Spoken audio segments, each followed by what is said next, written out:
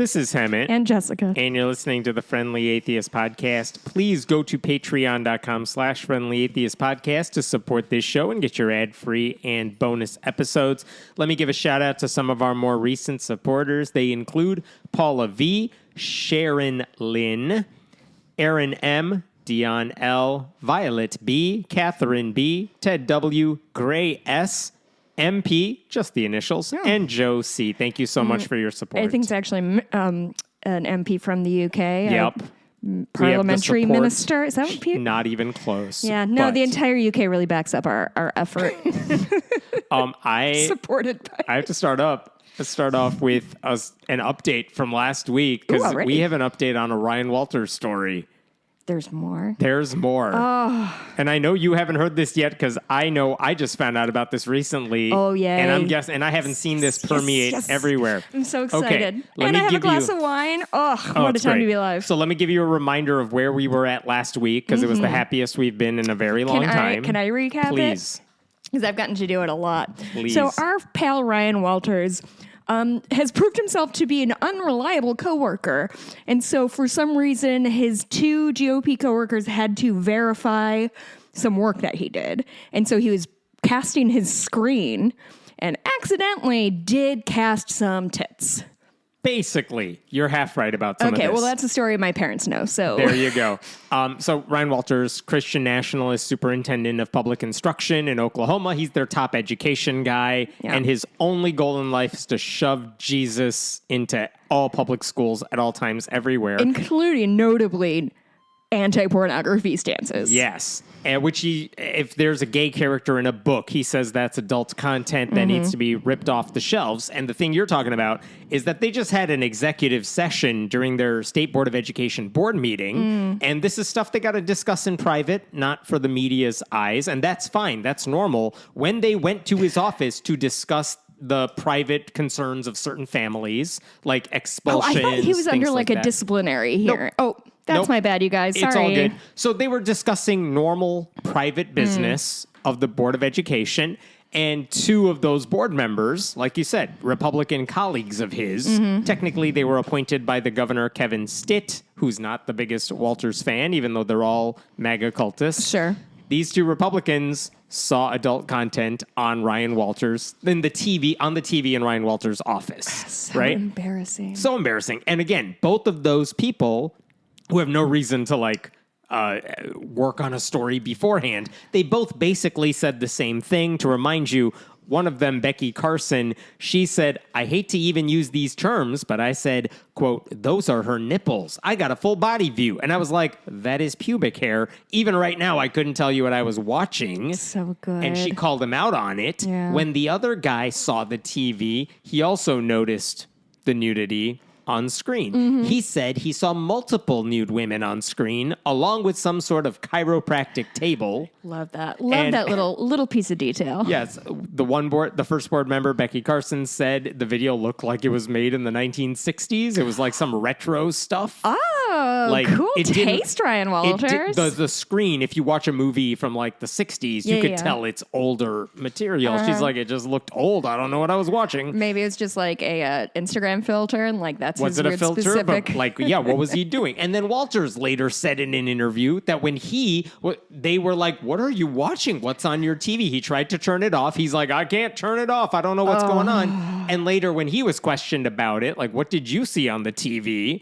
He said he saw like a doctor and a nurse in like a white lab coat. Wow, more details are coming out every single day. And like, I like to imagine the Benny Hill song playing in the background. Yakety sax, like, which means, while he's like pulling chords and like hitting buttons and grabbing remotes. Which means there are now 3 people. And by the way, a third board member said, I did not see the TV, but I believe my colleagues that they saw what was on the TV. I read their contemporaneous notes and believed them to be accurate. So that means 3 board members, including Ryan Walters, said, yeah, we saw something on the screen that should not have been there. And even Walters is like, Walters, who says, I didn't do it, is like, yeah, there was like someone looking like a doctor and a nurse in a lab coat, which matches kind of what the other people were saying. But at the time, and this is what we discussed last week, Ryan Walters' first instinct is to be like his daddy, Donald Trump, and just deflect and deny everything. Truly, I know you are, but what am I? Yeah, it's so good. His director of communications told reporters it was embarrassing for them to write a junk tabloid lie.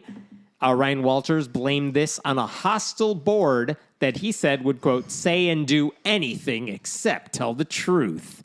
And later, he said, some of these board members are blatantly dishonest and cannot hide their political agenda. It is disappointing that they are more interested in creating distractions than getting work done for American families, Oklahoma families. And then he said, in a different news conference, these board members have a lot to answer for, and so does the governor of the state of Oklahoma. Governor. Did he direct these board members to lie about me? Did he direct his board members to go in and disrupt everything in these board meetings?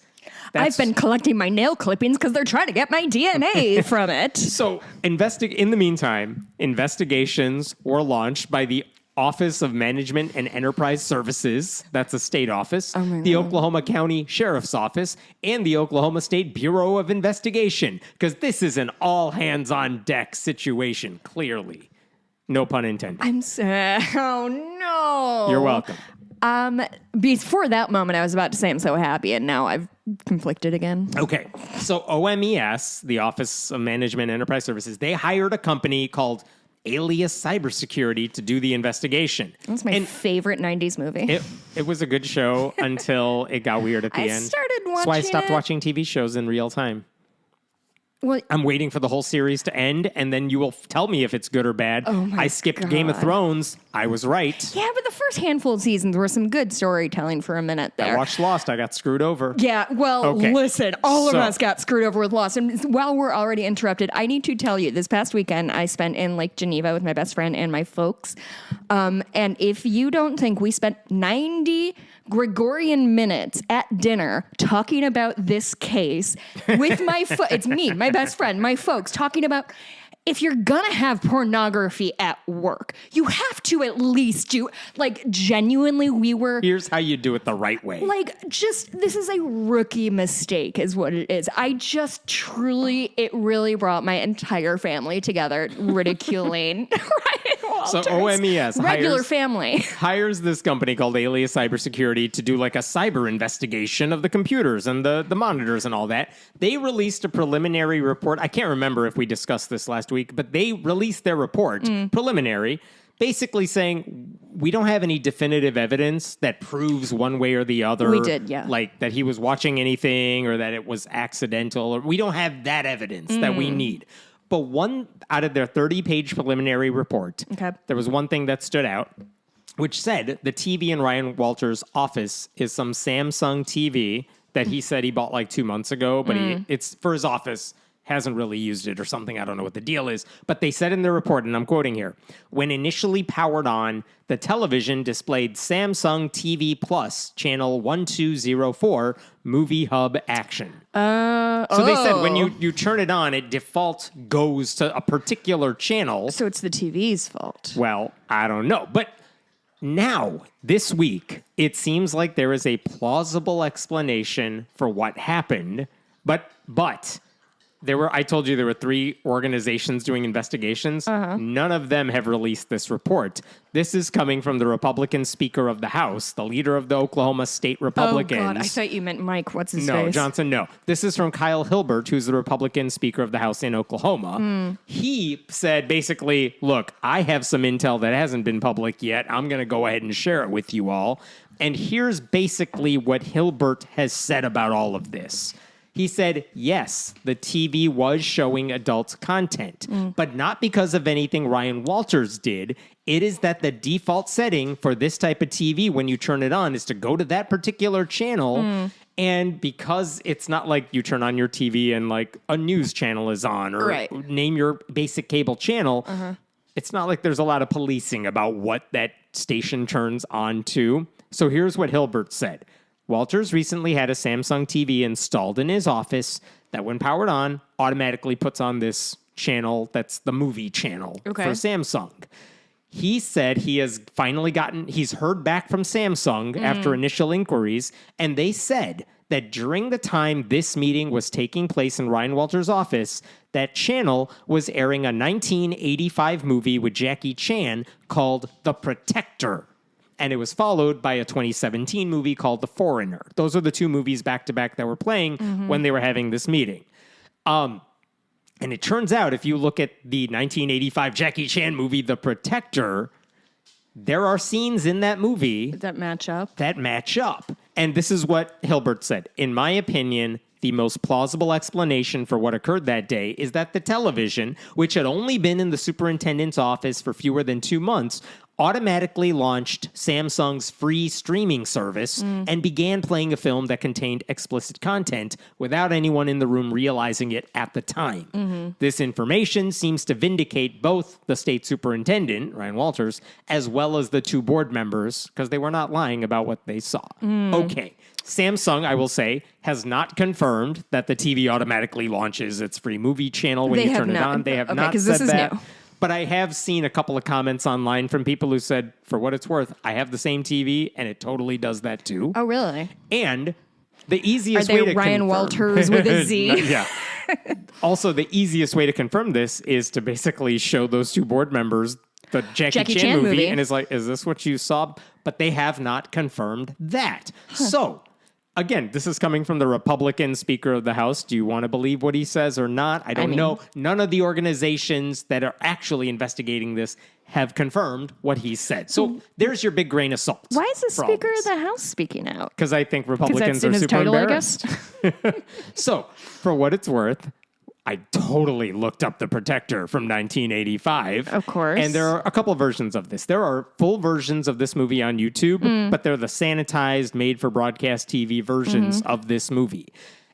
The non-sanitized version of the movie does have nudity. Now, here's the question. Is there full frontal nudity with several women? For a 1985 Jackie Chan movie? Right. That includes like a, quote, chiropractic table, and also, as the people who saw it said, like, there was no actual sex we were watching. It was like naked women walking around. Is that what this movie shows? And the answer is yes to all of that. For example, the movie includes a scene where Jackie Chan and his co-star are being hunted down by a crime boss. And they go to like a massage parlor, as one does, to evade capture. And it happens to be an adult parlor where a masseuse performs sexual favors. Oh, they didn't use women as props in this scene, did they? All. They all had like backstories and motivations. Let me tell you about this scene. Lives. These men are getting their massage and their faces are down, like, because they're getting a back massage, right? Their faces are down, but Jackie Chan's face is down and he can see through a mirror and he sees the woman who's giving him a massage. And she's like looking at the other masseuse and they're winking at each other. Like they do. Like, let's go get these guys. And one of them pulls out like a knife. And then there's an action scene. And now Jackie Chan and his co-star are fighting the masseuses. Okay, gang. New Patreon goal. We're just going to get Hemant to describe scenes in movies he's seen. You're welcome. I would genuinely listen to you describe that movie for an hour. By the way, in the same scene, there's a third masseuse who walks into the room wearing no clothing. And she slides under one of the men who's getting a massage. Does she have pubic hair? Wait, under his table or under between his body and his table? Under the table, slides underneath. Is there a second hole for his ding-dong? Yup, I'm assuming. Oh. But you don't see that. You don't see that. So anyway, that's a scene. And so is it possible you saw a chiropractic table? Yeah, it was a massage table. Yeah. Is it possible you saw a naked woman full frontal on that scene? Yeah, because whatever. Gratuitous, has nothing to do with the plot, but why not? Okay, that's one scene. This is tickling both my atheism brain and my true crime brain of like, come on, let's put the things together. Like JonBenet Ramsey, they looked at what movies were playing and then like this forensic shit is so good. I love it. The online commentary about Ryan Walters last week is what the hell was he possibly watching that includes all of these descriptions? It does sound like a fever dream. Everyone was like, we don't know what retro movie you were watching that might have had these scenes. But there's another scene in the movie that takes place in the crime boss's drug lab. Oh, and not a drug lab. There are people, yes, wearing white lab coats. And sometimes they just walk into the lab naked and then put on their white coats. Sometimes they take off their white coats. And guess what? There's nothing underneath. What does that How have much to do cocaine with do you anything? think the director was on? Just mountains of cocaine. Now, is any of that nudity... They're going to take their coats off and it's going to be naked. It's going to be great. Any of the nudity necessary to advance the plot? Not even close. Well, we're not going to get into like puritanical standards of when nudity should or should not be shown in movies. Not about to go there with you. If Ryan Walters is saying, when I saw the screen, I saw a doctor and a nurse and like people wearing lab coats, guess what? That is kind of a scene in this movie. Which, I mean, I hate to cut to the point. It wasn't a hospital, it was a drug lab, but... I hate to like cut through the bullshit because I am having fun dunking on him with you. You don't want more plot of The Protector? But that means that his genuine reaction to like genuinely he thinks the governor Okay, hold that called thought. people and were like, this is how we're going to finally take RW. We will get to exactly what you're talking about in 1 second. I'm just really having trouble playing in the space. This is what the Republican speaker said. Additionally, he said, it does not appear that Samsung's internal movie channels tell you what streamable content is going to play like days in advance. So the speaker said, so a planned conspiracy would be highly unlikely. Instead, the available evidence points to a bizarre accident involving a newly installed television defaulting to a pre-programmed channel. So that's what the speaker said. Yeah. And while my first reaction is I don't give a shit what a Republican speaker of the Oklahoma House says, but this reasonable kind of sounds seems reasonable. plausible. Okay, so here's where I'm at right now. I am willing to admit that all of this exonerates Ryan Walters from the accusations of last week that he was purposely watching adult content on his work computer and it was simulcast to the TV they were all watching. I don't think he was purposely watching adult content during a work meeting. There's a lot of reason to despise Ryan Walters. This does not appear to be one of them. I really wanted that to be true. And this is Ryan Walters. Look at how it's done. Yes. I admit that I was wrong. I genuinely thought that to be true. New evidence has been presented, and now I've changed my mind. So that brings us to the bigger issue here. Where the hell is his apology? Because, let me remind you, he accused those board members of lying about what they saw because they were, quote, hostile. His communications director said everyone talking about this incident, they were repeating a junk tabloid lie. Walters said those two board members were, quote, blatantly dishonest and unable to hide their political agenda. He said Kevin Stitt, the governor who appointed those two members to the board, was directing those board members to lie about me. There is still an open petition online that I just saw calling for those two board members to resign because, it says, they were engaging in, quote, reckless conduct rooted in personal or political vendettas. So, if Ryan Walters wants everyone to believe that The Protector, the Jackie Chan 1985 movie, just happened to be on TV when he turned it on, which does appear to be the case, then that also means accepting that those board members were correctly describing what they saw in a split second when they told the media we saw naked people on TV full frontal, and it was on Ryan Walters' TV. If you want us to believe the first thing, you have to admit the second thing is also true. Oh, but you know what? He's probably... Can I put $10 on what he's going to do? What's he going to do? Pretend it never happened. That is the Irish Catholic special. I grew up doing it. I'm still a master of it. What do you think he's going to say? Hemmett, he's going to say nothing. He's going to show up at work, pretend nothing happened, and anytime somebody asks him about it, he's going to call it fake news and say they're stoking it. Interesting. So I don't think he's going to do it. I think he's going to say, see, I've been exonerated. It wasn't me watching something. It was an accidental thing that happened to be on TV, so you guys were wrong to come after me. That's his style. I just truly believe that people like this cannot admit that they were wrong. And I truly think in his psyche, like whether he's a psychopath or a sociopath, somebody who knows more than me can fake diagnose him if they want to.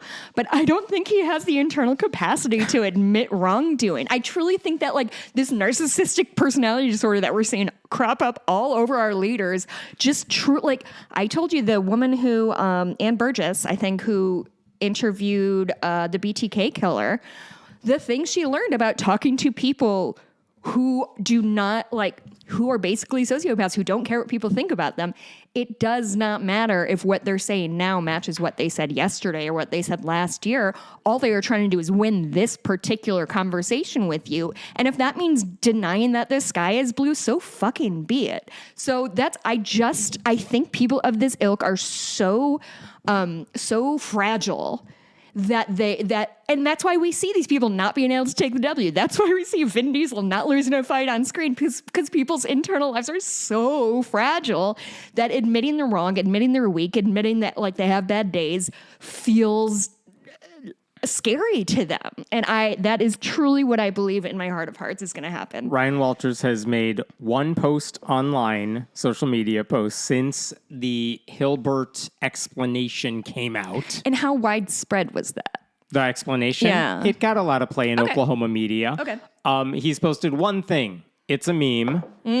And it's basically, I hadn't seen this meme in other places, but it's a GIF of... GIF? No, it's not. GIF. We'll deal with that later. That guy was a computer programmer, not a linguist. He doesn't get to pick. It's from the movie Tombstone, and it's Wyatt Earp basically saying, you tell him I'm coming, and hell's coming with me. You hear? And basically the image Ryan Walters posted is, hell's coming with me. Hemmett. And a guy holding a gun. That's the second time he's used a Tombstone GIF since we've talked about him. I thought about that as soon as I saw it. I'm like... Why does that sound familiar? And it was at Ryan Walters. I have no reason to think you're wrong. It's like one of those, like he's saying, I'll be your second, but it's like, I'll be your McGillicuddy or something like that. And somebody posted that and everyone's like, that's not a reference that everybody gets, buddy. So he's posted that, which I will say, I'm not sure it's wise for him to share a scene from decades old movies right now. Also, maybe. Much less one where the angry guy threatens everyone with a gun. Well, that. But okay. Honestly, this... Okay, what have those two board members said since the explanation came out? That's what I'm asking you, Hammond. I don't know. They did not confirm that the movie is what they saw, which I found... Have they said anything? They haven't said anything about that, but they said this. What we saw on TV is content that would get the certificate of any teacher in this state revoked had it showed up on a classroom TV. Now we have to ask the question, why did Superintendent Walters lie about the TV being connected to the internet and what he saw on the TV that day? He repeatedly called the board members liars and attempted to destroy our reputation. Yes. Fair. Oh boy, that was a balm to my soul. Yes. So and that was joint between the two of them? Yeah, that one came, it said they said this. So I think it's a joint. Good for them. Yeah. I want this to get bigger and bigger and bigger. May this be Ryan Walters' Epstein Island. It truly, like, time after, if you've read anything about political history, you know it's not the crime, it's the cover-up. Mm-hmm. And so the fact that he knew he was in the, if this story is true, he knew he was in the right and something was wrong, like, just be like, what happened? Let's look at this TV to see what happened. Oh my God, I'm so embarrassed, you guys. God, I'm so sorry. It's a brand new TV. I don't know. But that was my reaction too. Like, if it was an accident, then you should be letting everyone in on it. Saying, you guys, this isn't me. You want to check my history he can't admit weakness. It is truly, I mean, I know I'm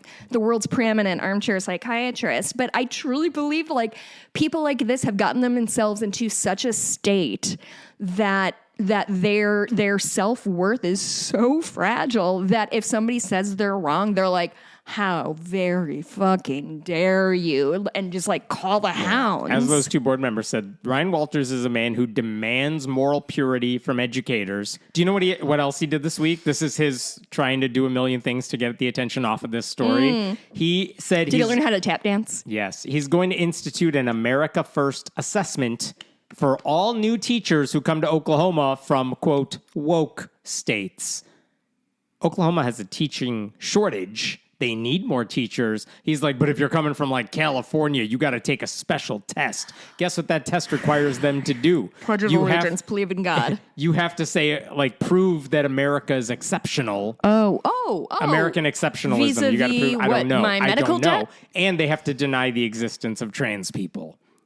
Oh, both of those Both of those things. Okay, And- so that's cool. Yeah. But again, also, really quick, I love that. I was just thinking this today. I was driving behind a California plates. I am obsessed with how people are so like, oh, California people, blah, blah, blah, when they really mean like Southern California and LA. And most of California is deeply red. So this like woke states like California, like, I'm sorry. I don't know if you've ever been to like for Republicans in California than in any other state. It's just truly this weird, like, I understand that it's just shorthand for, I don't know, it used to be shorthand for those New York City folks, and now it's those Hollywood folks. But anyway, it's just something I was thinking about, that, like, the reductionist worldview of these people is just, like, dumb on its face. For all the talk, they say California shorthand for, like, blue, woke, liberals, whatever. You can't do that in Texas, where it's like 56% Republican. Right. And there are way more Democrats, proportionally speaking, in Texas, whatever. I'm going back to this for a second. Okay. When Walters, here's what we know from this story so far. When Walters was at the center of this humiliating scandal, which, even if it's accidental, confirmed what his colleagues witnessed, he still lashed out with lies, smears, and conspiracy theories.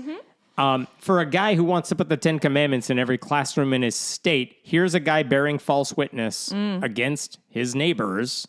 So, like, the movie theory may explain the nudity everybody saw, but it doesn't excuse his conduct. Well, and I think that statement raised a very, very good point, that if this exact situation had happened in a high school classroom, Ryan Walters would be on him like a puma. Like, he would make that his banner mission to make that teacher, They're like, showing to adult tar films them, to feather kids. them, ride them out of town on a rail. And so somehow this purity test that he has for teachers who probably get paid, what, $40,000 a year, does not apply to, like, he's not responsible for making sure his TV is plugged into the right, which, by the way, every time I've ever cast anything on any screen ever, it is 5 minutes of me panic looking and making sure everything is correct. Anytime I've ever guested on a podcast, y'all notice I'm just flop sweating at the beginning. It's because it's very stressful, because I'm afraid I don't know what I think I'm going to share, but, like, most of us have anxiety around being assholes in public, so we make efforts not to do it. You should have anxiety, Ryan Walters. You can have some of mine. He should have some shame. He has none. Shame. None whatsoever. Yeah. Should we go to a different story? Well, did we give a full 30 minutes? Because we did get chastised last week for spending too long.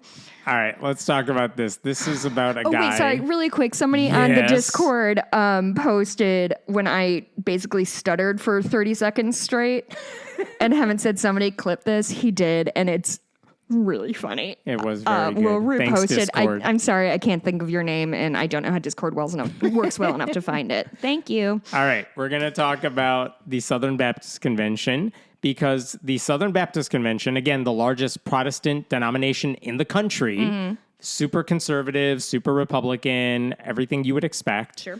They have something that's important to know about the SBC, if you don't, is that, like, the Catholic Church has a top-down hierarchy. There's the Pope, there's the Vatican. They dictate what happens to all these churches, right? Southern Baptists are like, no, it's kind of ground up. There's a gazillion Southern Baptist churches, but there is no Pope of the Southern Baptists. There's a handful of leaders at the top who kind of help dictate where money flows, which missionary trips are we sponsoring, things like that. Feels more like a corporation than a church. Very much so. Yeah. But there is no top-down, we tell you what to do, by and large. Well, God, presumably. Presumably. But they all claim to speak for him, and they all say different things. Anyway, the SBC has what's called the Ethics and Religious Liberty Commission, which basically is their in-house ethics group that when they're lobbying to politicians, they could say, look, we represent what Southern Baptists believe, and we are pushing you to do this and that. Okay.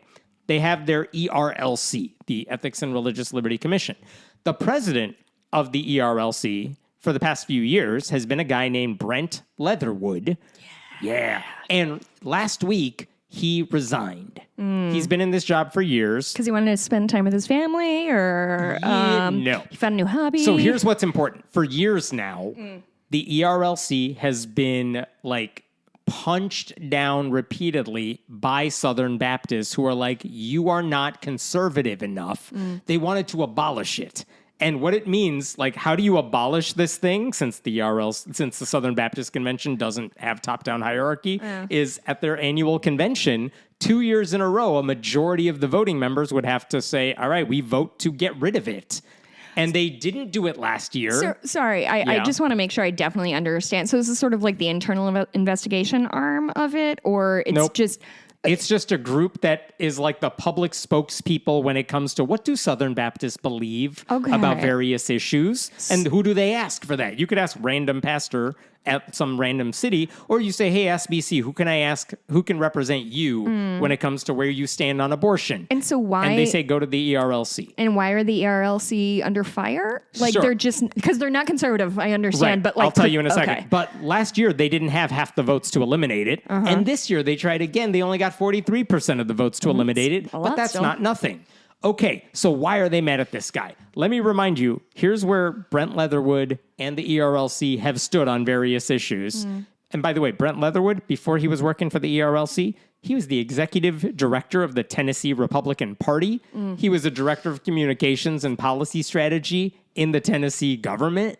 As ERLC president, he has pushed for, like, quote, religious liberty, which is like Christians can do whatever they want. If civil rights laws get in the way, screw you. Yeah. He has opposed abortion rights. Obviously. He has called for Planned Parenthood to be defunded entirely. He claims that in vitro fertilization is immoral. He actually said, and I'm quoting here, 1 million preborn children are being held in IVF clinics around the country like they're hostages. Has this guy heard about Gaza or... No.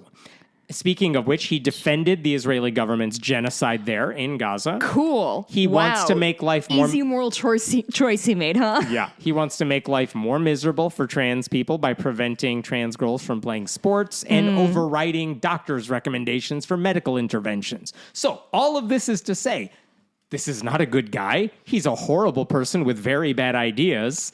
And he resigned last week because, like I said, because none of this is making the MAGA crowd very happy. So why? What did he do that is making everyone want to not just get rid of this guy, but eliminate the entire ethics wing of the SBC? Okay. So here's what pisses them off. It starts with immigration. Obviously. The ERLC wanted to preserve the government's program to resettle refugees, including from countries where Christians are actually persecuted, and pushed for a permanent solution for dreamers, who are the ones who were brought to the U.S. as children, but now risk being deported to countries they have never even known as home. A permanent solution? Yeah. Well, that's the quotation for dreamers. That's fine. Good. I want a permanent solution for dreamers, rhetoric notwithstanding there. But, like, that sounds good. I want to reform the immigration system so that it works. Right. So did he. The ERLC also opposed, like, mass deportations like the kind ICE is doing under the Trump administration. Leatherwood even supported a letter that said ICE raids in churches had, quote, caused fear to rise among both the guilty and innocent. So this guy's saying ICE is going too far. Yeah. Mass deportations are bad. We need a legal pathway to citizenship for immigrants. And the SBC is like, no. The members of the SBC, the voting members, the, like, far right. Help me understand the difference. Who's the SBC? Going back to that. The Who's representatives the SBC? of it? There are no representatives. I would argue the people at the SBC meeting are probably representing their churches. But they don't get to vote all this. It's a weird organizational structure, but by and large, the far-right, MAGA-loving, Trump-loving crowd is like, no. What you're saying about immigration, that we should have a heart for immigrants and for kids who were brought hated here. Hearts. Yeah. They don't like what he is saying. What about gun violence? This guy had the audacity to say we should try to decrease gun violence. And to be clear, I'm sorry? Brent Leatherwood does not want to ban assault rifles or repeal the Second Amendment. He said the ERLC that he leads said, we are fine with red flag laws that take guns out of the hands of people who seem like they're going to do damage, right? If they're a risk to other people. Yeah, but Hammett, what if that's me? I know. I would hate that. By the way, Brent Leatherwood's own kids attend Covenant Christian School in Nashville, which is where a mass shooting took place. His kids were not injured in that mass shooting, traumatized, yes, but not injured in that shooting. But that gave him this other platform to say, look, I am as right-wing as everybody else, but I'm saying red flag laws that might have tracked this shooter as someone with mental health problems who should not have had a possession of an assault rifle. I'm fine with laws like that. I mean, it's exactly what I said in the last couple of weeks with that flooding that happened over 4th of July weekend in Hill Country in Texas, that dozens of Christian children died. It was a Christian camp. At the Mystic Summer Camp. And it's really, really, really, really difficult to realize that nothing is going to change on the back of that. And then when you hear people like trying to swing their dicks around about like, we need to protect people, it's like, well, just at least don't pretend you want to protect people, because you don't. You want everybody to have like a big wall and a gun in front of their house so nobody can bother them, which is bananas and not how society is supposed to work, I don't think. So here's the third thing they didn't like. They didn't like his stance on abortion. Why not? Which was anti? So the ERLC opposes abortion in every situation. Like that 10-year-old girl in Indiana? When a child is a victim of sexual assault. Well, it's nice. She would have been a good mother because she would have been the same generation as her child. There you go. And they would have had a lot in common. Do you remember the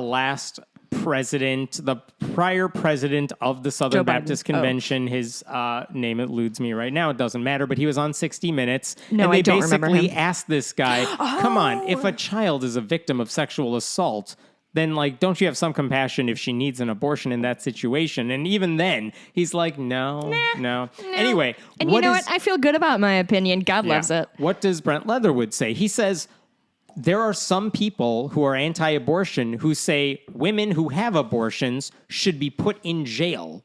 And he said, he had the audacity to say, no, I think if a woman, especially someone who's the victim of sexual assault, has an abortion, I don't think we should punish the woman for that.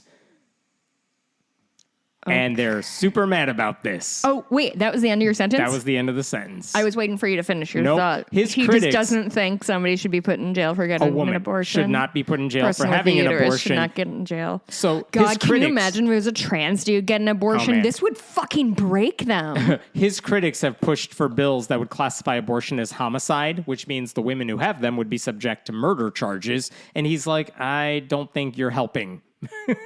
Like, I don't think you're making it easier for us to argue for a pro-life stance. It makes me anyway insane. It makes me, oh my God. Here's what else they were mad about. No, when Joe Biden dropped out of the presidential race, like just a year ago, when Joe Biden dropped out of the race, in an essay, Brent Leatherwood published an essay saying Joe Biden, quote, made the right decision for the country. And he wrote in a separate statement that people should express our appreciation that President Biden has put the needs of the nation above his personal ambition. They hated that. And by the way, that's a self-serving thing. Like, you can totally get away with being nice to Biden because he's not running. He's outgoing. Right? Yeah. At the same time, he criticized Kamala Harris as the heir apparent because he wrote, she would be cause for considerable concern among pro-life advocates and those who hold to a biblical definition of marriage. She has no actual difference in opinion from Joe Biden. I am aware. So he's anti-Kamala Harris. She's got an opinion. She's got a uterus, anti-Democrat. and so her opinion is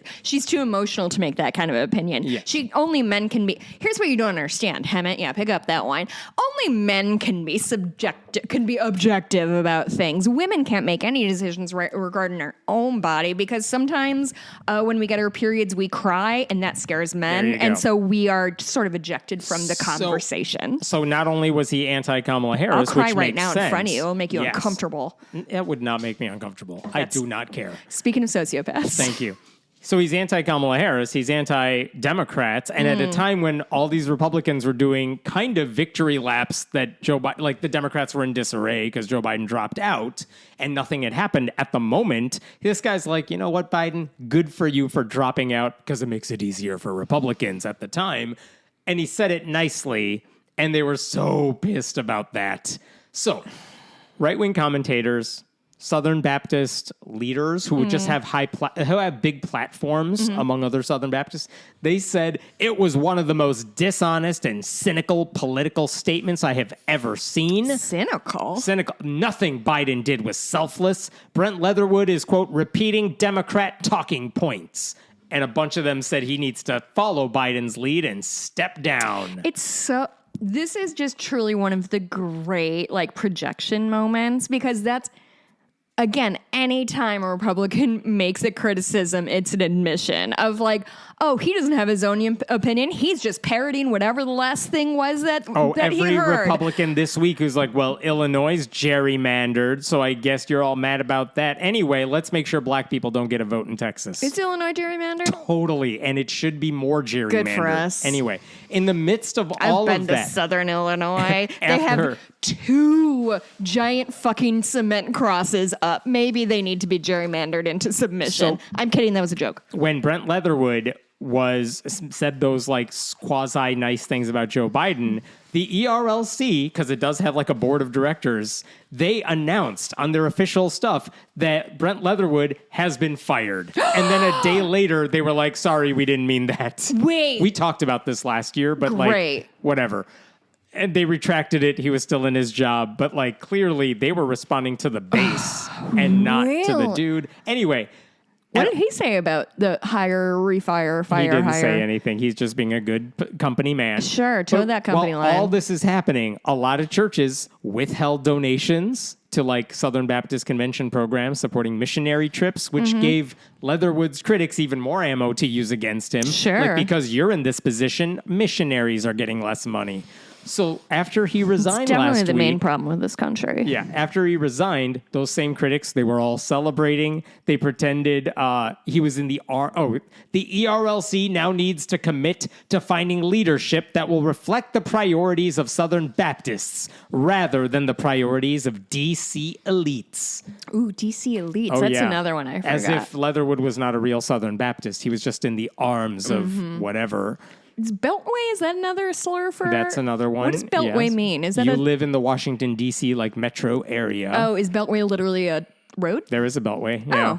One other guy, this is Dusty Beavers, so much in this podcast. State lawmaker from Oklahoma. He said... Dusty Beavers? Dusty Devers. Also dirty, but not quite. Do you think he's related to Caitlin Devers? No, different spelling. He said, our next president of the ERLC should never oppose SBC pastors working to abolish abortion or give aid to politicians pursuing amnesty.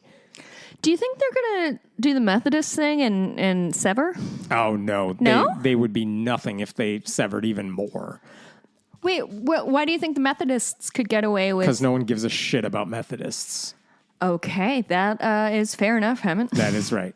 And it wasn't just online critics or extremist lawmakers. Albert Mohler, who's the president of the Southern Baptist Theological Seminary, one of the bigger seminaries, if not the biggest of the Southern Baptists, he said in an interview he has, quote, grave doubts about the utility of the ERLC. Only Disney movie villains have grave doubts about anything. So all of this is all the more interesting. No upstanding citizen has ever had grave doubts. That's only witches and towers. All of this is even more interesting when you realize who was the president of the ERLC before Brent Leatherwood. It was a guy named Russell Moore. A guy? I know, it's all men. But he stepped away from that same job because he was criticized, because guess what he did that was wrong? Oh, wait. And again, he was pressured to basically resign for the same reason. I don't know, 4 years ago, maybe? 4 years ago, did he... Oh, masks. No. Oh. He criticized Donald Trump for basically being a dick. Well. He condemned the sexual abuse that was rampant within the Southern Baptist Convention. And, wait for it, he called for racial justice. Now, as a brown person, how much did you hate that? it's the least he could do. To you personally? Mind you, all of his other beliefs are perfectly in line with right-wing, Republican, Southern Baptist, everything. I mean, it's truly the narcissism with small differences. Like, you have all of these people who basically have the exact same opinion, and these, like, little pieces, like, come out and become that. Like, it's why when you spend a lot of time with your family together, you start to drive each other crazy because you're so much alike that you just lose your mind. So here's where we're at now. The Ethics and Religious Liberty Commission still exists. They haven't gotten rid of it. Who is in it, and how is that Random picked? Southern Baptist men. I wonder. I'm curious why they There's want a to vote. abolish it as opposed to try to like invade it. Because there's a group that seems to take these positions that in some cases are not 100% on the right side of the spectrum, but like 99% on the right. And so they are like, well, you know what? We don't even need this organization. Like, who cares about ethics at this point if the Republican Party just defines cruelty as their only mission? We make up what ethics are every single day, so I don't think we need a board. They're not. They're not flexible enough. Here's the thing. To your point, the Southern Baptist Convention has made it very clear what it values. It's not ethics. It's not religious liberty. It's not the guy who delivered the Sermon on the Mount. It is very much whatever Trump says. That's what we support. That's what we stand. Like, this is a denomination that will punish even modest dissent with, like, extremism. And the sad fact is that the handful of Southern Baptists who in some cases show a hint of compassion, they are not welcome in the club. They've practically crucified their own ethicists for daring to sometimes act like Jesus. Well, and it seems interesting that I feel like, we've said they're saying the quiet part out loud for a decade now, and maybe that's losing its meaning, to be sure. But don't you think there is something about just not holding to any particular standard besides the president that, like, does nobody in that group have a sense of, like, 2 steps ahead? Because Trump is... If you criticize anything Trump does, the MAGA right wing, the religious right wing, they will come after you. It doesn't matter what Bible verse you quote. It doesn't matter if you're quoting something Jesus said. It doesn't matter because Trump sets the boundaries for what's okay. He says, oh, who cares about the sexual predator? Just don't look. They all fall in line. It doesn't matter. After years of, like, we got to protect the kids, they're like, I guess we don't care about the kids anymore. My girlfriend Kate sent me, she was in a store and saw a sticker that was like a kind of a retro woman and holding a sign and said, "One morning we'll wake up and read his obituary." Doesn't have to be more specific than that. Nope. And it was just so good to see. And such a nice, like... Yeah. Dan Savage, the sex columnist, he every time someone dies, he's like, not the obituary I wanted to see. I am telling you. And he's been playing that one for about 8 years now. Girl, 5 years ago, Greiff and I bought like 5 bottles of nice champagne, and for like named people at that point, like Mitch McConnell, Mike Pence, obviously Trump, yada, yada, yada. Not a fucking one of them have we opened. I'm devastated. There you go. I need more of these. What is keeping them alive? Mitch McConnell looks like a skeleton. Oh, boy. All right, we'll jump to another story. Yeah. All right, let's talk about this guy. This is an update as well. Okay. And this is a story involving the Mormon Church, and I'll give you the recap of it. I don't know when the last time we discussed this was, but it is disturbing. So I think, however, there might be some good news at the end of this, a little bit. Okay, here's the sad, scary part of the story. In 2011, there was a guy in Arizona. His name is Paul Adams. He confesses to his Mormon bishop, whose name is John Herod, that he is sexually abusing his 5-year-old daughter. This dad confesses, I am abusing my daughter to this bishop. And she's So what does the bishop do? Yeah, he calls the Mormon Church's helpline, which is a thing that exists. And basically the lawyers on the other side of it, whose job is to protect the church, they say, keep that to yourself. Don't tell police. Don't tell child welfare officials. Don't tell anybody. God will probably strike him down or something. Yeah, sure. So Herod did what he was ordered to do. He did tell another bishop, and he did tell Paul Adams' wife, because they ended up doing some couples counseling as well. So he Tell me she's not still with him. Well, here's what happened. Adams because he didn't tell law enforcement, this guy was still at home doing whatever it is he does. So what happened because he didn't tell law enforcement? Adams continued to molest his daughter. This is from an article. And later, after her birth in 2015, his infant daughter. Wait, he made videos of the encounters and posted them on adult websites, which were eventually discovered by Interpol, reported to his employers, U.S. Customs and Border Protection, and that is what led to criminal charges against this guy. Oh, my God. So all that happened because secular authorities caught wind of what he was doing and decided to go after him, even though the bishop knew about this ahead of time, at least some version of it, and did nothing. That night. Right? So this guy was arrested, Paul Adams, in February of 2017. He had, I think, 5 or 6 kids. I can't keep count anymore.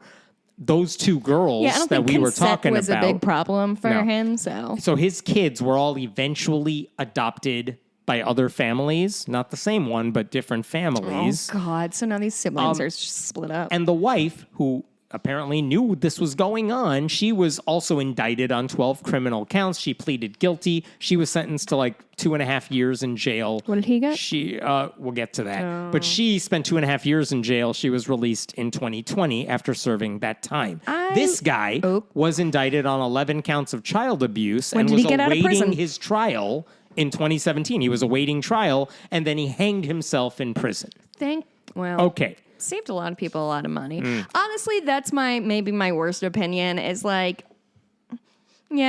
understand people want answers, yada, yada, yada, but the difference between Charles Ng and Leonard Lee Lewis, I think his name. I have no idea what we're saying. Just one killed himself right away. The other has tied up the courts for 20 years of appealing, firing his public defender, writing emails. I don't know, fucking end it yourself, dog. Right. So in 2021, after this guy killed himself, that was a bad opinion.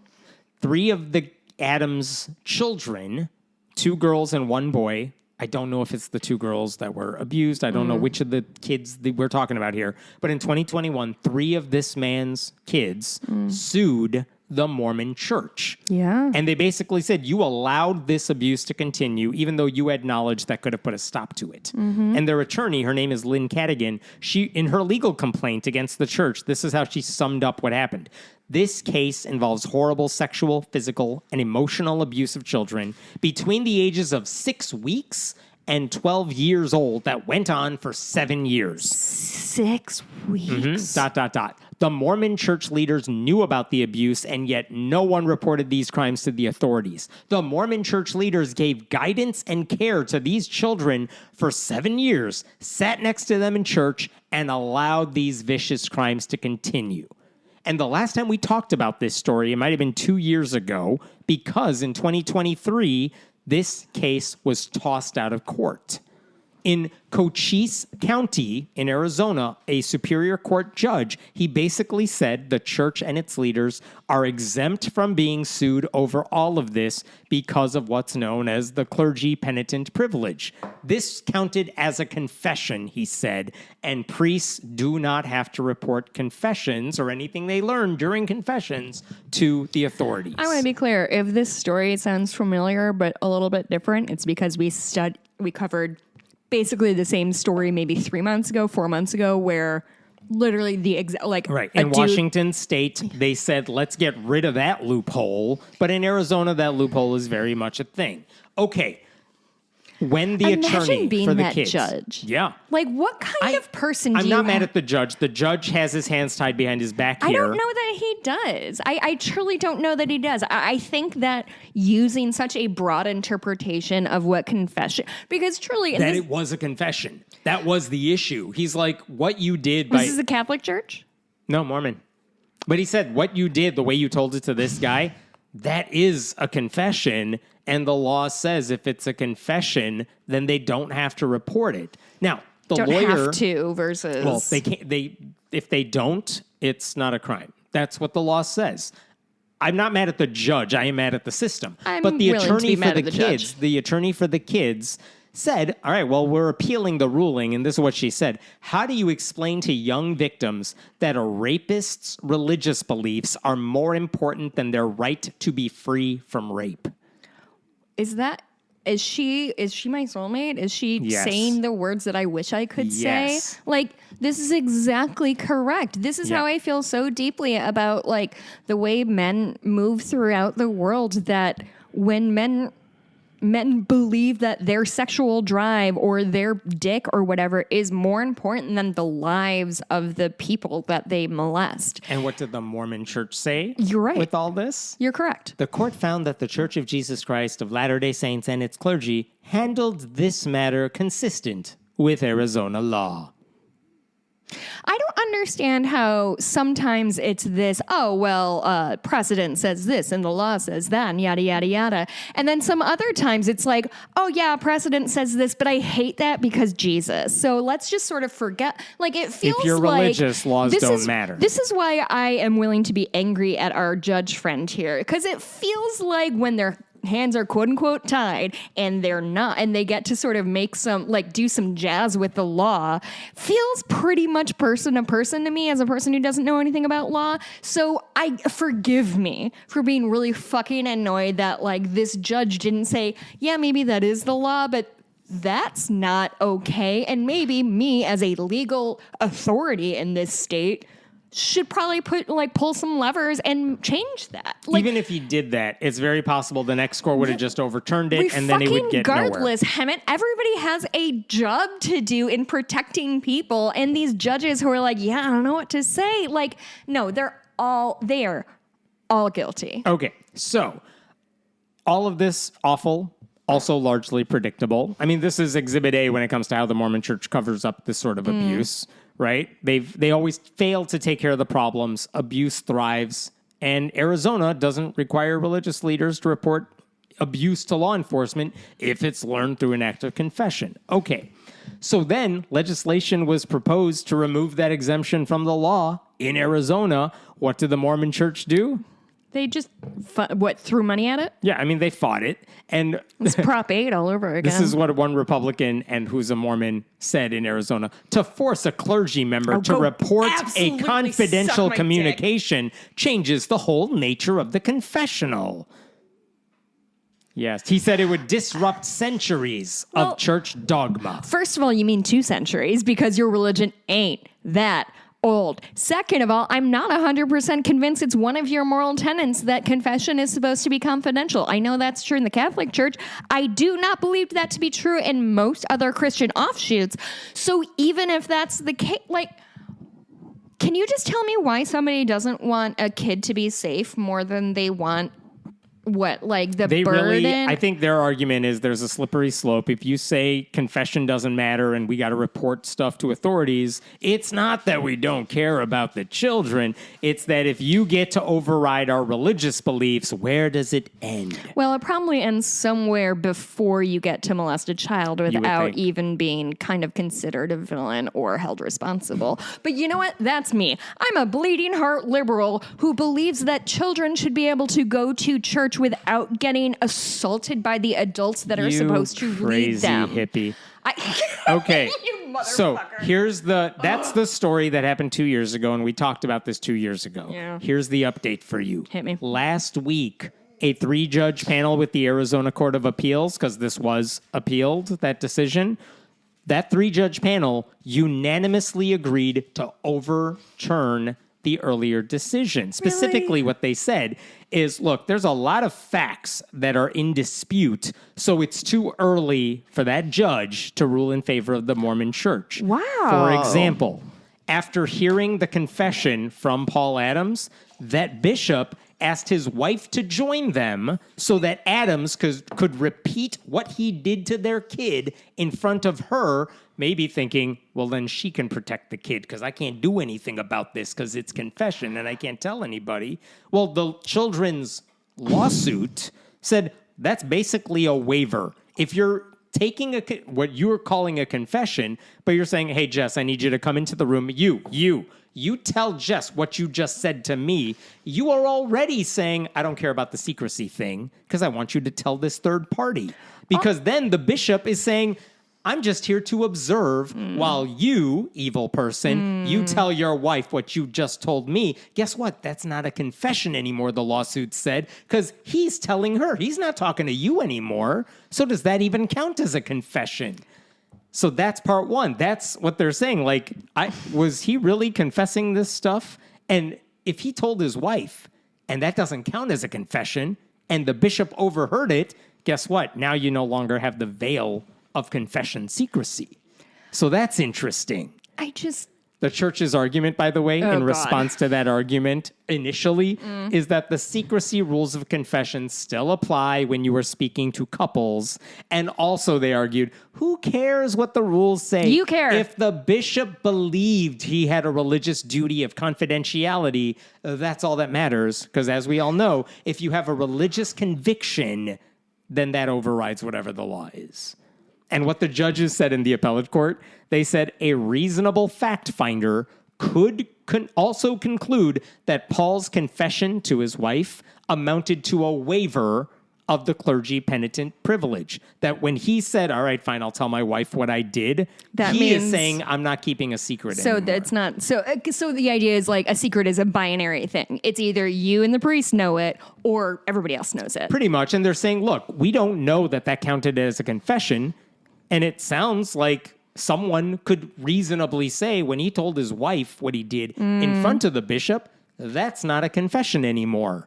Not in the religious sense. Yeah. So maybe you should give that a consideration. What else? They said Adams also confessed to his crimes during disciplinary meetings because the church is like, should we kick this guy out of church and we should discipline him for what he did? There's no universe where that's protected under confessional law. And they said those should not count as a formal confession. Yeah. So the church should have reported him. By the way, those meetings, those disciplinary meetings, those aren't even clergy members. Those are just random dudes who happen to be Mormon. And the church says, you're a male. Why don't you're a counselor? So when you say dude, you literally mean a man? Yeah. And they just, by virtue of having a dick, can be moral? You're like a leader in this church by way of your dick. Therefore, you get to conduct the disciplinary hearings. And the church's response to that is, look, the purpose of disciplinary meetings is to provide spiritual guidance. And so it still counts as a confession.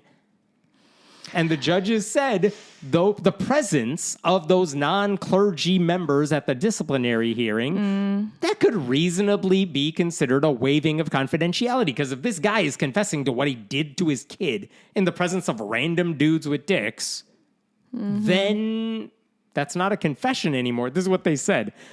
Paul chose to confess his abuse of the child before this council. A jury could reasonably infer that Paul's actions in the later proceeding voluntarily waived the clergy penitent privilege for the purpose of disclosing his abuse of the child to all members in attendance, clergy and non-clergy alike. There exists a genuine issue of material fact as to whether Paul's statements before the council invoked the church defendant's duty to report. Basically saying, look, these are random dudes from the church. If you're confessing to them, it's not a secret anymore. This just feels like magical thinking. You know what I mean? Like, this means a special thing. Finally, the lawsuit said the church's own rule book says confidentiality during confessions does not apply if there's serious injury at stake. This is what the handbook for Mormon bishops, this is what it actually says. This is their guidebook, the handbook given to bishops. In only one situation should a bishop or stake president disclose stake? S-T-A-K-E, like the district. President. I like ribeye president. There you go. In only one situation should a bishop or stake president disclose confidential information without first seeking such guidance. That is when disclosure is necessary to prevent life-threatening harm or serious injury, and there is not time to seek guidance. In such cases, the duty to protect others is more important than the duty of confidentiality. It says that in the rule book. Oh, Jesus would have hated that. The judge said, you got to at least consider that. And the judge... At least consider? And the judge in the initial thing didn't even mention the handbook in his ruling. They're like, you got to at least consider whether the handbook counts for anything. But you said they did not. The judge's decision where he said, I'm dismissing this case, he just didn't mention it.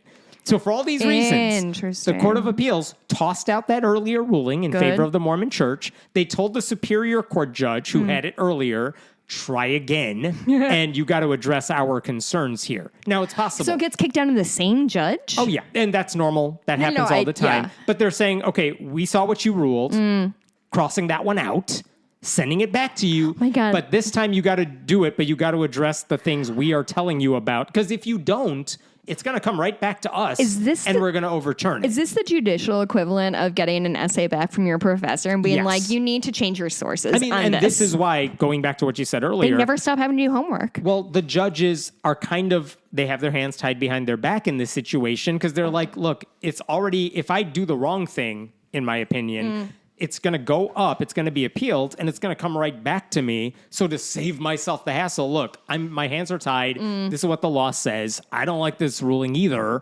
They say that sometimes very openly. Sure. I don't like what I'm doing here, but the law says I have to do this, so I'm doing it. Because you see that a lot in like sentencing laws that somebody was like a serial rapist and they're like, apparently the law says that I can only charge you for like 6 months per crime. So I'm gonna like do everything I can, prick. So in response to this, it's not a victory for those kids just yet. It's a step in the right direction. Their lawyer, Lynn Cadigan, your soulmate, she said in response to this renews my faith in the justice system. Oh, honestly, fucking same, girl. But now what does the church Call say? Me. We can what does the church together. Say about this? No, don't tell me. We will appeal this decision. We hate protecting children. Do you know who we hate in this place? Children. That's why our members have 1 billion of them a person. Yeah. So they weaponized confession as a shield for monsters, and now they're celebrating a legal loophole that let them off the hook. So this doesn't just reopen a legal case, though. It cracks open this fortress that the Mormon Church and all these other religious institutions have built around themselves. And this is, you said Arizona, right? This is in Arizona. Kind of the big Mormon hotspots. Arizona, obviously, Utah. Vegas is a big... And I think kind of up by us, because originally the Mormons hung out in the Midwest. Yeah. Anyway, I just actually listened to, did you ever hear the story of when, whatever the first guy who did Mormonism died?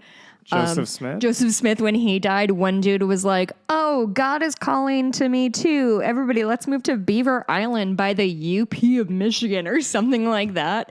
And just made up a cult, and it didn't go great. Apparently, there's still people who follow him today. There you go. Anyway, Midwest, we have interesting history.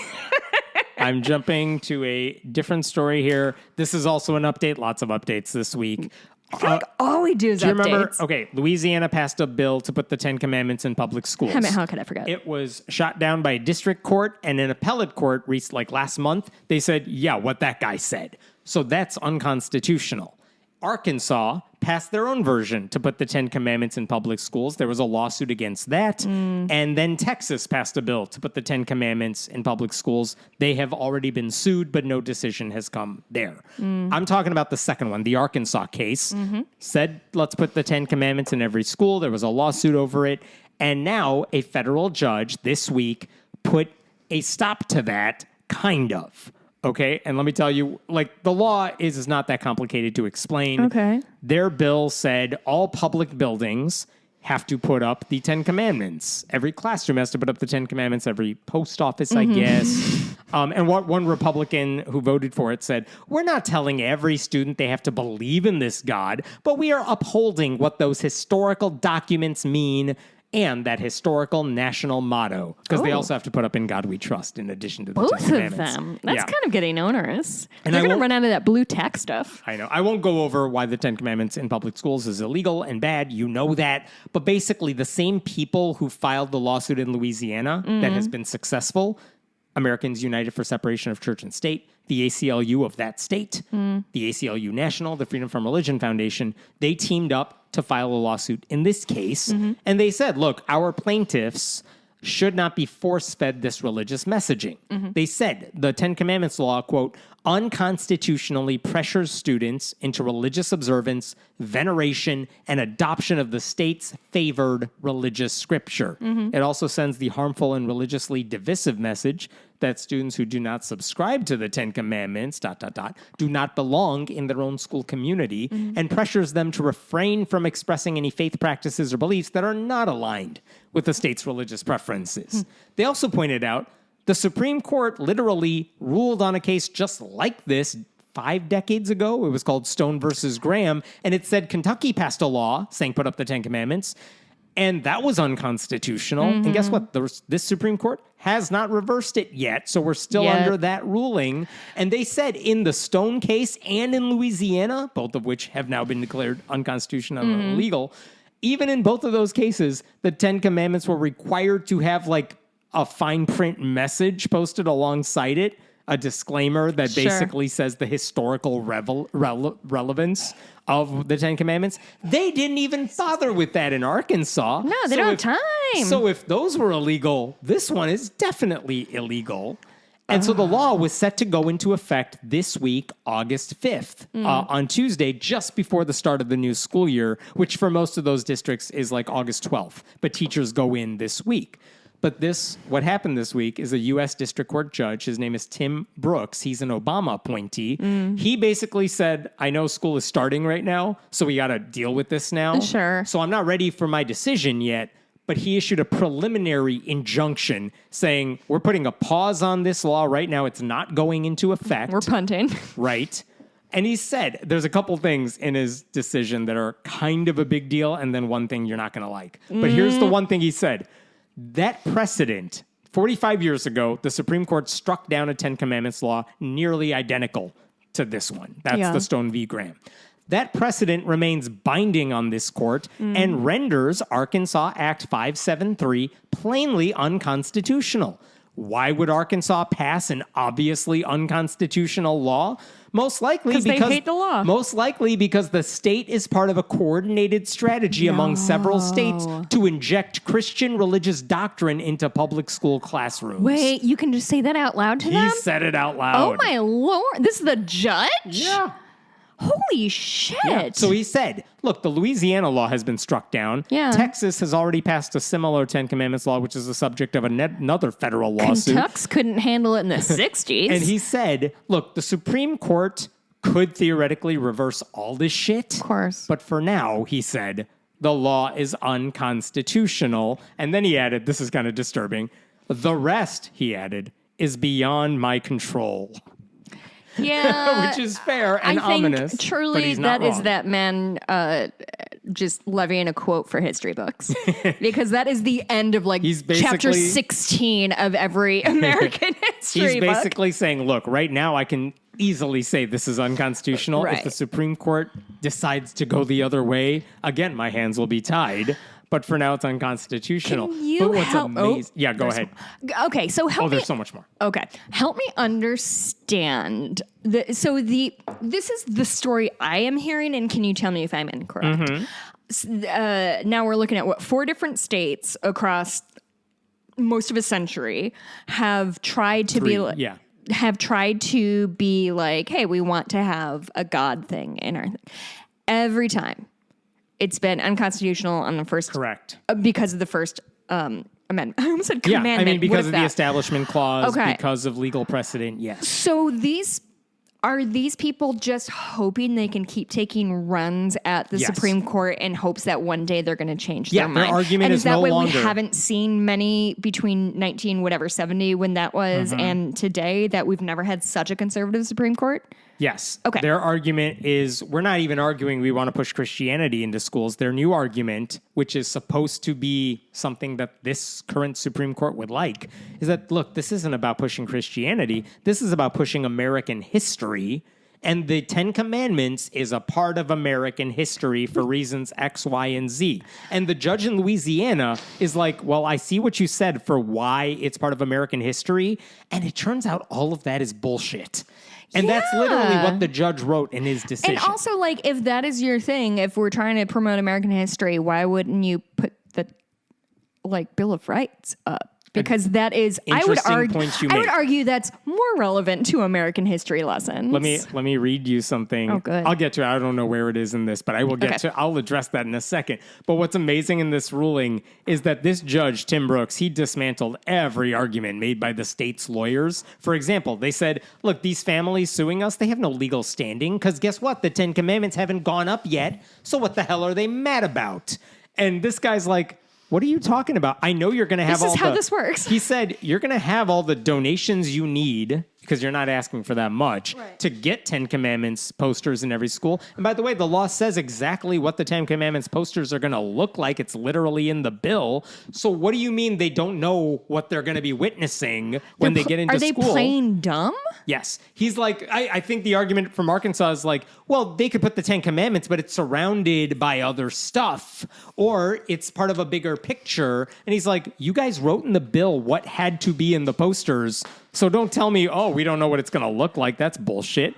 It turns out people don't like being lied to. He also said, you said there's additional material surrounding the 10 Commandments, possibly on these posters. But the judge said, I don't care what's around it. The commandments are the problem. Yeah. It's disingenuous to pretend the families need to wait to see what the posters look like before they can complain about them. By the way, I love this. This is in a footnote. I read this thing. This is in a footnote. You did, buddy. The footnotes. You're welcome. Did you just click a link or did you have to flip the pages? Oh, no. I'm scrolling down and I'm like, what is this footnote? Because you know when they're mad judges, all the good stuff's in the footnotes. Truly, gang, if footnotes are the best part of any nonfiction book because they're the pettiest and bitchiest. He's responding to the idea that what surrounds the 10 Commandments on these posters would somehow make the 10 Commandments less offensive to these families. He writes, the state offers no examples of mitigating context either. Perhaps the state imagines that in a math classroom, the surrounding context of equations would be mitigating? Or in a French classroom, photographs of the Eiffel Tower and French greetings would be mitigating? Such speculation is pointless. Oh, Love I it. love him. Love it. By the way, and this is addressing your point from a second ago. Me personally? Yeah. Is he thinking about me? Furthermore, it is telling that the state's asserted secular purpose for displaying the 10 Commandments is to teach school children about the historical significance of all this. He says, yet the state has never mandated the display of any foundational secular documents of unquestionable importance to our nation's heritage, such as the Declaration of Independence of the Constitution. Those historic documents need not be displayed. The only items Arkansas believes a child must see every day in school to convey a proper sense of this nation's rich history are one, he numbered them. One, a poster with the words "In God We Trust," and two, a poster of the 10 Commandments. I love him. That's a footnote. What's his name? And Tim is he Tim Brooks. single? I'm not, but I'm just curious. I'm pretty sure he's 97 years old. It's okay. Listen, you can't get everything. Honestly, first of all, that means I'm as smart as a judge. I think we should all take note because that's literally exactly what I said. That makes you half lawyer. Half lawyer. I'm brown. That makes me half doctor. I mean, honestly, it's true. Jesus Christ. All right, what Good else for does this he guy. say? Oh, yeah, keep going. He says the plaintiffs brought in to the stand in front of me an expert witness, Dr. Stephen Green, who happens to be a guy who writes about Christian nationalism. Doctor of what? Of politics and shit. He talked about how we have a secular Stephen with country. a PH or a Don't V? worry about it. Okay. They had an expert witness who basically testified, no, the founding fathers supported church-state separation. The Constitution and Declaration were not based on the 10 Commandments, and there's no, quote, long-standing historical practice of putting the 10 Commandments in public schools. Like the lawyers, the Americans United and all of them, they brought this guy in as an expert in church-state separation and our founding fathers. And how did the state respond to that guy? Did they get to cross-examine it? They did. Examine and they could bring their own expert, like David my Barton, God, I David guess. Barton is But the only one. Here's what he wrote. Hit me. The state cites only case law rather than historical sources to support its argument that posting the 10 Commandments on classroom walls is like historic. Suffice it to say that the only credible evidence of record in this case that explains the relevant history here was supplied by Dr. Green. You guys had shit. Wow. Is what he basically said. Like they didn't even do their homework. They didn't do anything. You didn't even try to bring on an expert. Because they just genuinely believe that like every white judge is going to be like, yeah, good job, white Christian people. Love the work. Keep it up. Then the state said, who cares if the 10 Commandments are up? Kids can just ignore it. And the judge called that intellectually dishonest. And he said... I love when people say they're intellectually dishonest. And he said, after all, the state surely expects that the commandments will actually be read by students. I love him. It's great. So here's the downside. Here's the downside. Oh. Even though the plaintiffs seem to have a strong case, he said, right now, preliminary injunction, I'm not ready to issue my full ruling. So right now, this only applies, I'm calling it unconstitutional, but only in the districts attended by the students who are filing this lawsuit. Now, does that mean it's still a law for everybody else? Yes. That means the law is still in effect for everybody else. And the students represented in this lawsuit only go to 4 of the 237 districts in the state. I forgot what state we're talking about. Arkansas. Now, the upside is which of the 4 do they attend? Well, they attend like the Springdale Public Schools and Bentonville Public Schools and Fayetteville Public Schools, which are the largest ones in Arkansas. Oh, you don't have to tell me about the largest public schools in Arkansas. So the question is, okay, this judge will issue a final ruling later. Is he going to make sure it applies across the state? I mean, I hope so, based on everything he's written. Is that your concern that he's going to do a limited ruling or whatever that's called? I get why he did it right now. He's like, look, you need an answer from me because school's about to start. Thing, right? Like cover your own ass and figure it out later. Yeah. So he's like, I'm covering my ass and this applies to you guys since you filed this lawsuit. Yeah. I agree with you. I'm going to issue a full ruling later. And it's possible that lawsuit applies across the state, which is as it should be. But there definitely is a chance that it would only apply to the litigants? Maybe. Okay. We don't know. We don't know what this judge is going to say yet. I've never said litigant in casual conversation, and I don't feel like I did it right. So right now, the Arkansas Attorney General, he said, I'm reviewing the court's order and assessing our legal options. That's what he has to say. They're probably going to appeal this decision. Like, while some legal cases depend on how a judge interprets the facts, this is about as clear-cut as they come. And this judge was very clear as to, I listened to everything you all said, and only one side has a leg up here. Do you think he's trying not to telegraph his final opinion? He's 100% telegraphing everything. And that's why I think, okay, I get why he has to issue an emergency ruling right now. Sure. But also he's going to issue a final ruling. And it seems pretty clear he is going to say this is totally unconstitutional for everybody because that's what they did in Louisiana. Yeah. So it looks like that's where it's going to go. But that also means when the law goes into effect, and it is now technically in effect, most public schools in Arkansas are going to have a Ten Commandments poster on the walls. And just quickly, what are the consequences? Nothing. It didn't say any consequences. And who is enforcing this? The schools are supposed to follow the law. Self-enforce. Yes.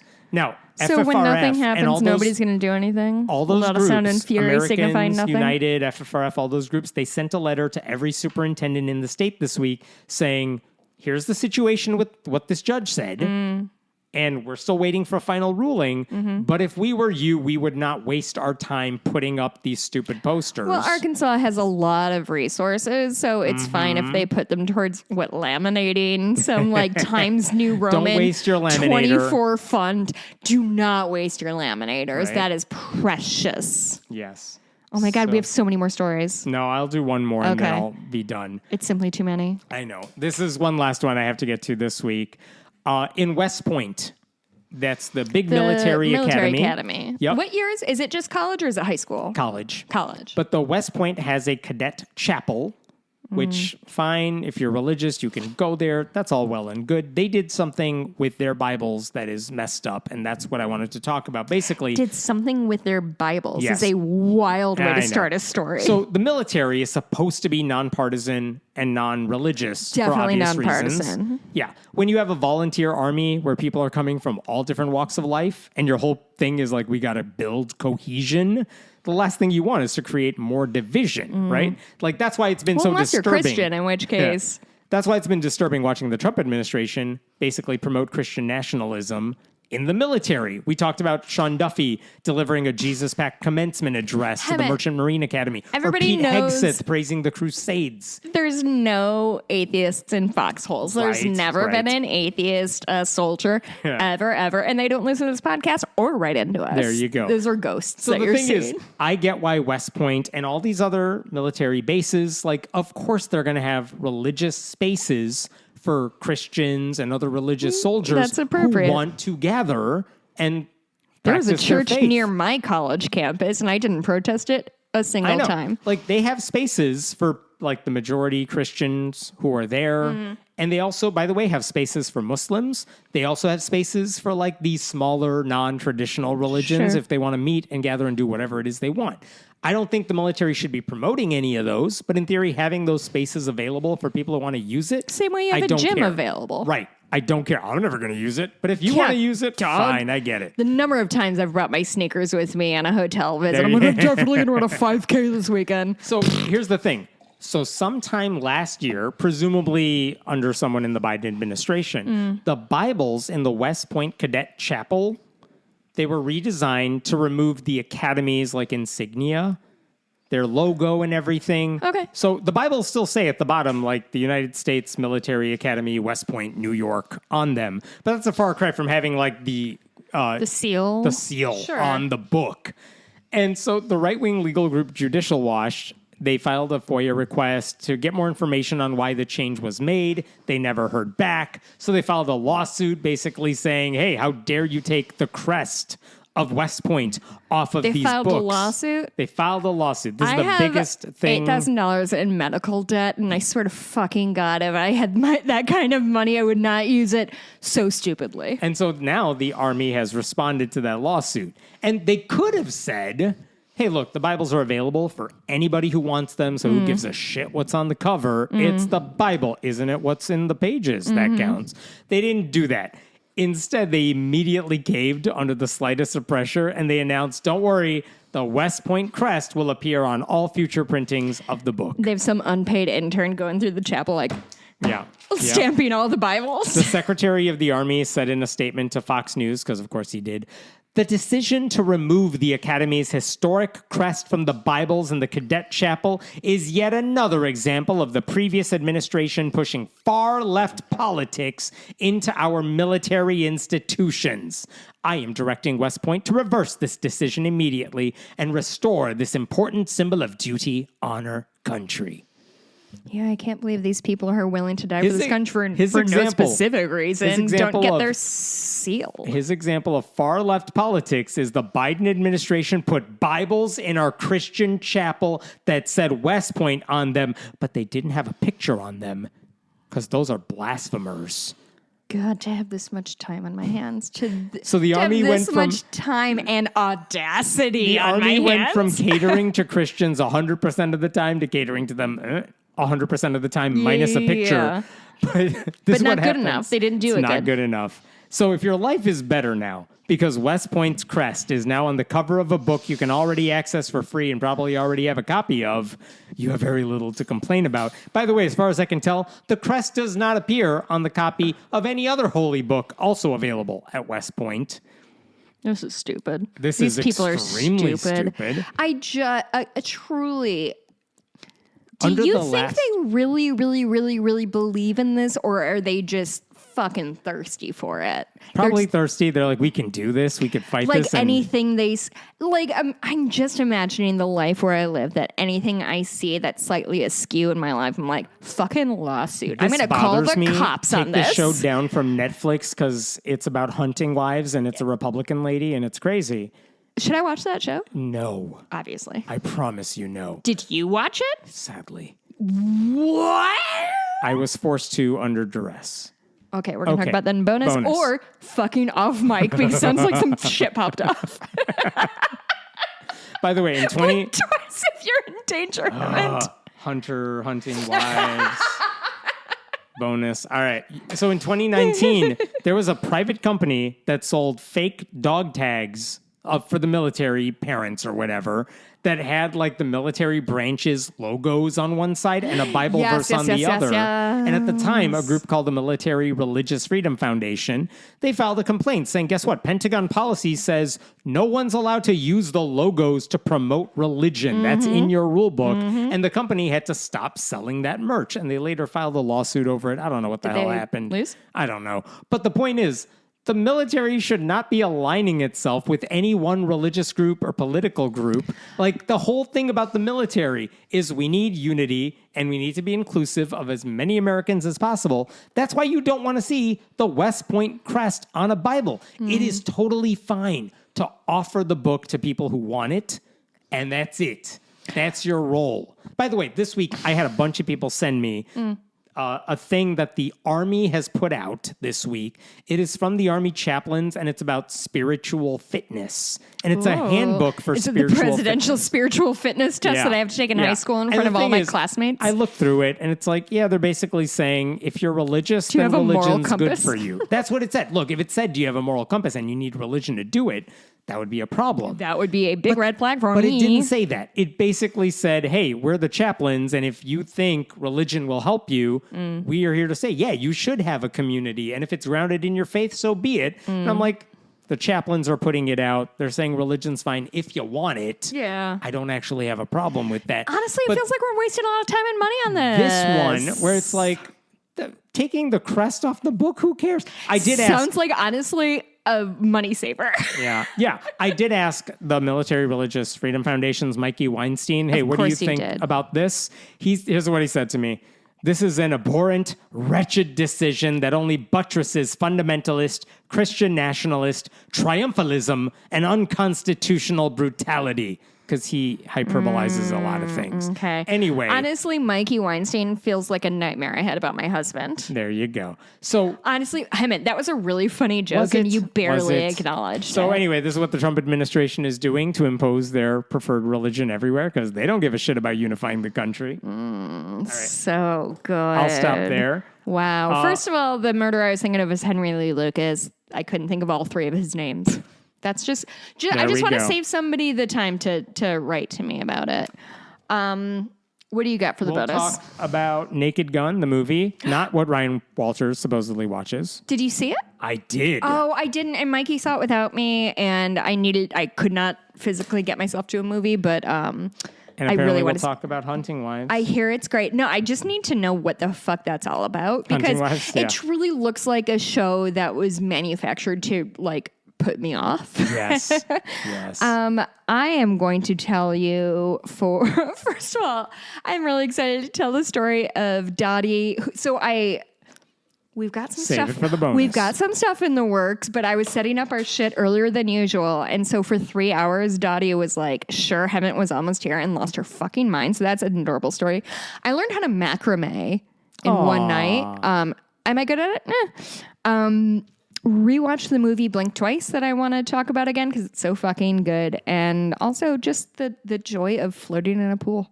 That's what I want to talk about. I want to say this really quick. John Phyllis, love you guys. Thank you for hosting us. They listened to the podcast. A couple weeks ago, I razzed that my parents don't know how to get to Patreon. And while that's true, they didn't appreciate the razz. So they do listen anyway. My parents do not know I do a podcast. They don't know what a podcast is. They don't. Frankly. All right. So see you guys next week. All right. Bye, everybody. Bye.